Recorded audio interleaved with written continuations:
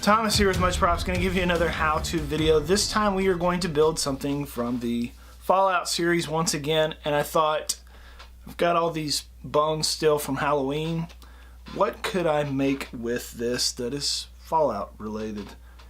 In Fallout 4 there is a weapon known as the Deathclaw gauntlets that use bones similar to these. We're going to have to modify them just a little bit, but I think I can make it look close to the game, so let's make a Deathclaw gauntlet. Why not? Let's get to building.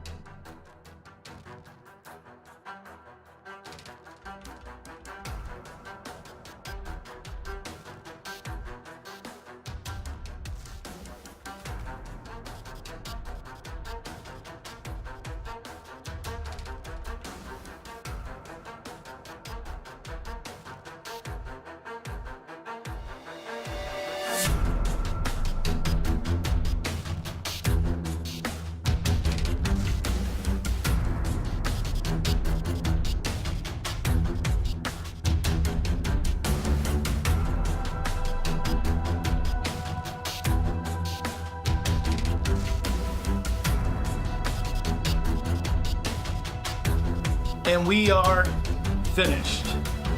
Here is the end result. Here, I'll let you try it on here. It may not fit you as well as it does me. You may have to change the distance obviously between here, but because of these clamps, it makes it super easy to adjust. The bones are not as big as they are in game. I realize that, but we have pre-made bones, so we're kind of limited to how big we can make them.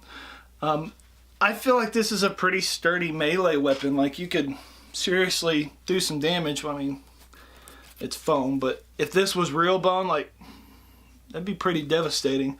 Another thing, I could make the bones a little dirtier.